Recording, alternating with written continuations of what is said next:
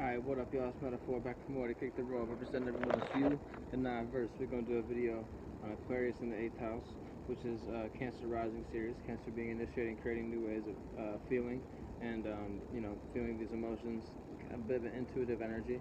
Then you have Aquarius in the 8th house, which would be fixed air, being,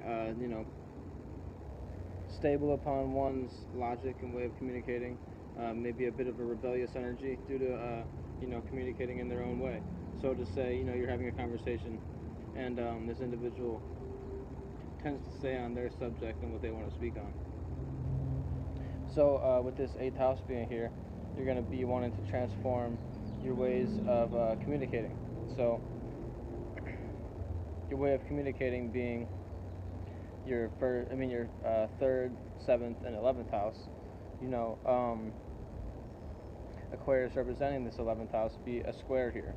So your 11th house would be, since you have Aquarius in the 8th house, you'd have Pisces in the 9th house, you'd have Aries in the Aries in the 10th house, my bad, and then Taurus in the 11th house. So Taurus being a square with Aquarius, your way of associating is supposed to be in this way of, logic, kind of a Venusian energy, being able to give love, appreciation to others.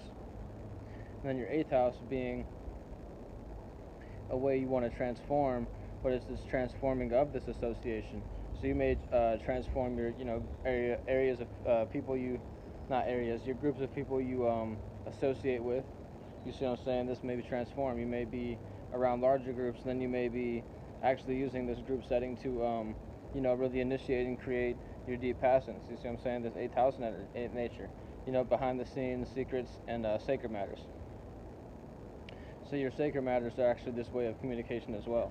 So if you're able to communicate with an individual on a, person-to-person basis, so to speak, I like to say spirit to spirit, individual to individual, whichever way we want to take it. Cancer is gonna, have this 7th house. Like I'm saying, if we're talking about relating 7th house, Cancer having this 7th house in Capricorn, it's gonna be like, having this business nature. So you're gonna want to relate to individuals on this, business nature, person to person. You see what I'm saying? And due to this being that way, you know what I mean? You're gonna want to transform your way of communicating with individuals in the group because of this relationship. So, it's a right beside each other kind of nature, but it's a kind of easy way to interpret it.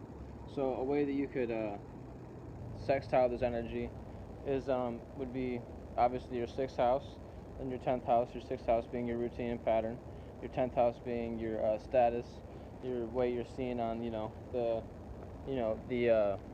larger scale kind of thing, how you broadcast yourself in a way, your career. And like I say, it would be this 10th house in Aries, and then you'd have your 6th house, and you'd have Aquarius 8th house, then you'd have like I say, Capricorn 7th house, then 6th house would be Sagittarius. So your routine and pattern is like your spiritual nature, your wisdom and knowledge, your faith. So whenever you use this routine and pattern, and you have your spiritual nature to it, like your wisdom, knowledge, and experience being Sagittarius, and expansive nature, you can expand in your work, and you want to continue to expand more, right? That would be saying that you want to move on to these new groups, like I say, this Aquarius nature. Then that being your 10th, and your Aries being your 10th house, you want to truly just be yourself. I know it's not really the easiest thing for Cancer, because they want to adapt to other people's emotions, initiate and create new ways of feeling, others' emotions and your emotions, and just being emotional in general. A Cancer ascendant is a very emotional individual, no matter what other signs you have, working with it.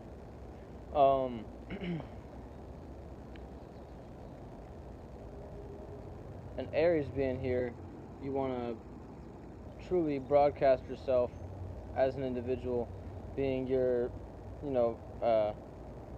putting, not your raw, maybe I don't want to say your raw self, because some people might take that in a different way, but to say, like, being yourself the way that no one else can be be you, and that's why they say Aries is, pardon me, like that raw energy. You know what I mean?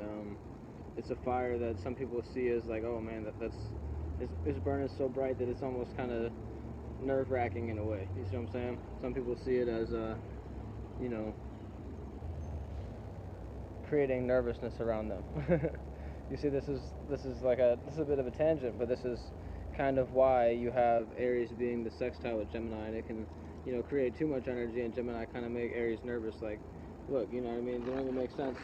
Like what you're doing right here. You know what I'm saying? And